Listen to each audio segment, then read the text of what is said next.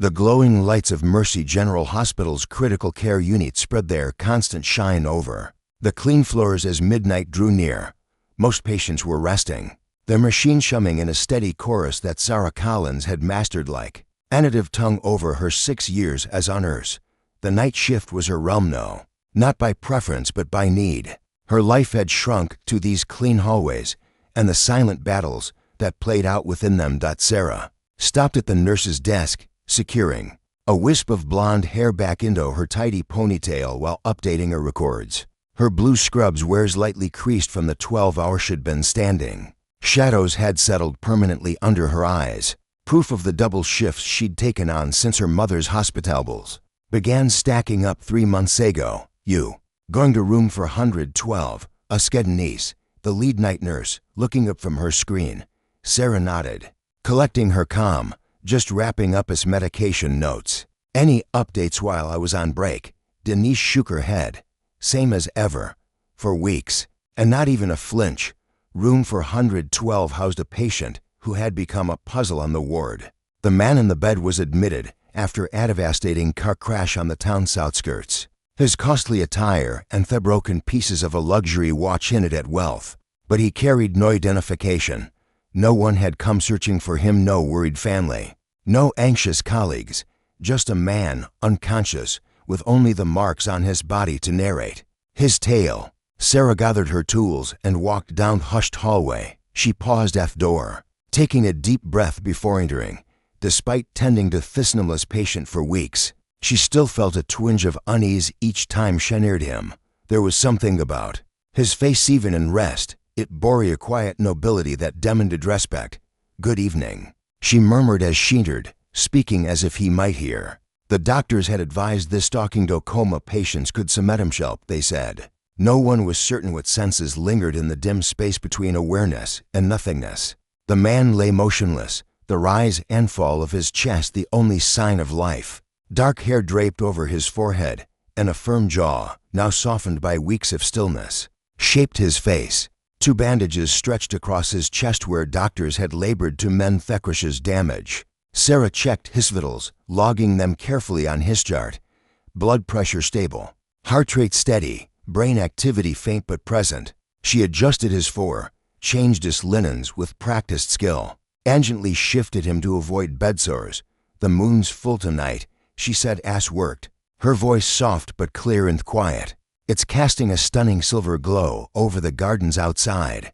If you were awake, you'd see it from your window." The medical machine hummed in reply, the steady beep off the heart monitor her only answer. Sarah continued her routine, sharing weather, small hospital moments, a humorous exchange with the cafeteria staff, talking filled Thieslins, making the stark room feel more human. As she completed his physical care, Sarah hesitated, glancing at her watch. It was almost 1 a.m. The ward was calm, other nurses busy with their own patients. She bit her lip, considering, then pulled a chair closer to the bedside.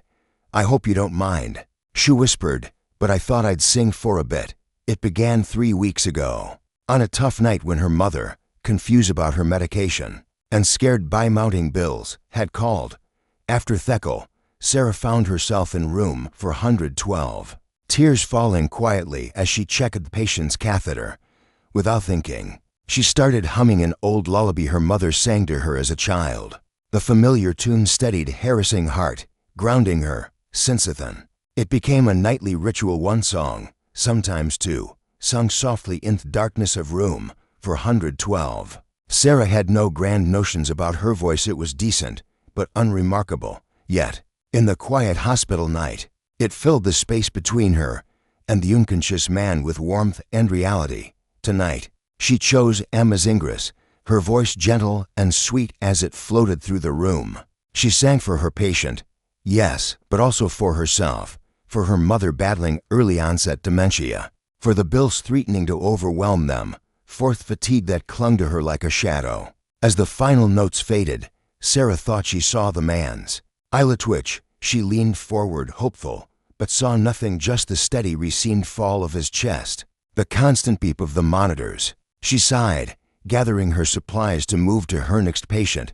"Good night," she said softly. "I'll see you tomorrow." unbeknownst to Sarah, within the silent mind of the man in the bed. Something stirred. Neurons sparked in patterns dormant. For weeks, sending ripples through his unconsciousness. Dr. Michaels reviewed the latest EEG results with clear surprise. There's definitely more brain activity, told Sarah the next morning as she finished her shift.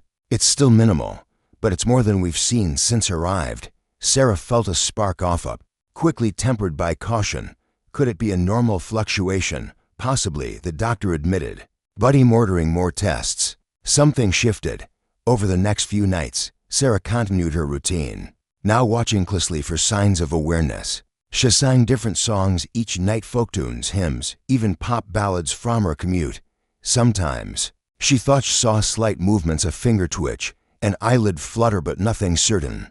Nothing she could report. Until the night she sang Moon River. She'd just reached the line, about to wander off to explore the world, when she felt it, a clear pressure on her hand where it rested near his on the blanket.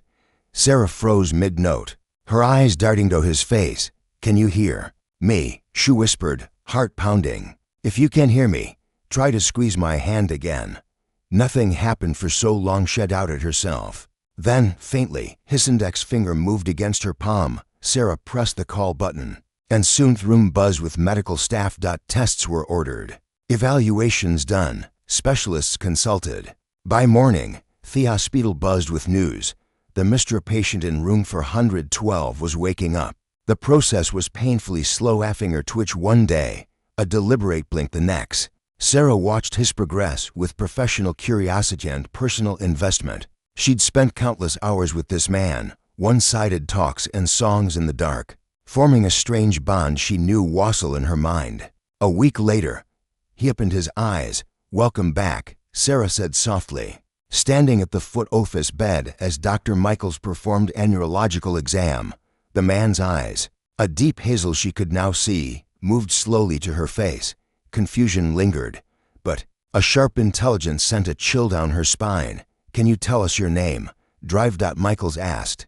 The man's throat worked, unused to speech after weeks of silence. When his voice came, it was a hoarse whisper. Alexander Reed." Dr. Michaels nodded, encouraging. "Do you know where you are, Mr. Reed?" "Hospital," Alexander managed, his eyes fixed on Sarah. "Accident, that's right. You've been in a coma for nearly 6 weeks after a car crash. You're at Mercy General Hospital." Alexander nodded slightly, wincing at the motion. His eyes found Sarah again, a question in them. "This is Nurse Collins," Dr. Michaels explained, noting his gaze. "She's been one of your main caregivers on the night shift." Recognition flashed in Alexander's eyes. His lips moved, forming a word that looked like singer.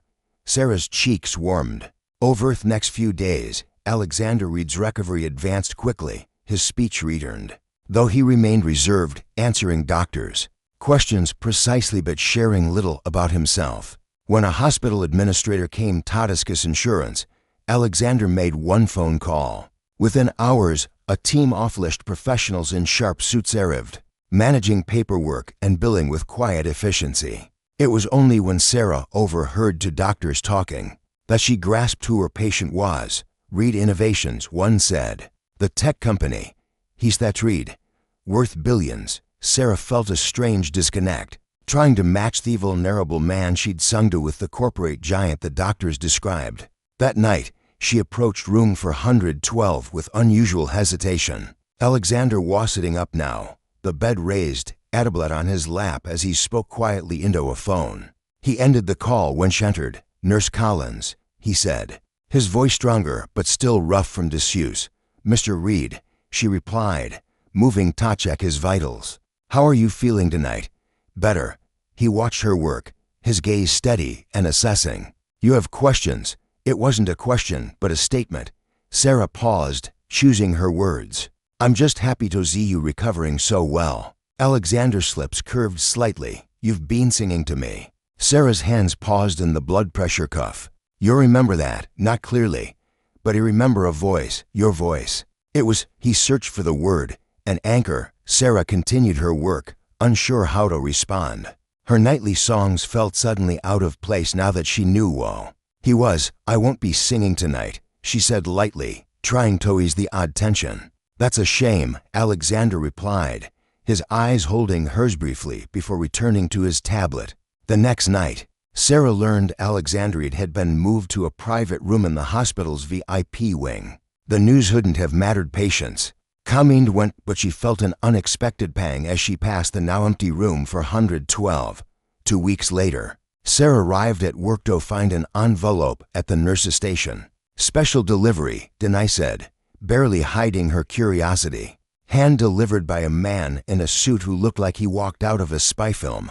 Inside, Sarah found a note in strong, angular handwriting. "Nurse Collins, your care and compassion during my hospitalization went beyond professional duty. I'd like to express me gratitude in person if you're willing. My driver will wait outside the hospital after your shift ends at 7 a.m. Alexander read. Sarah read it twice, unsure how to respond. Protocol frowned on personal meetings with former patients, especially private ones. Yet something urged her to tuck the note into her pocket.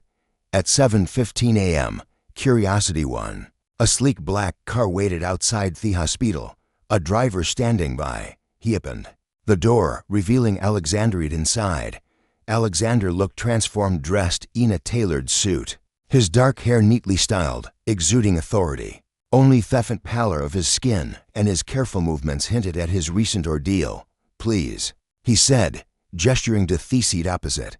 "I won't keep you long." Sarah slid into the car, aware of her creased scrubs and the exhaustion etched on her face after a 12-hour shift.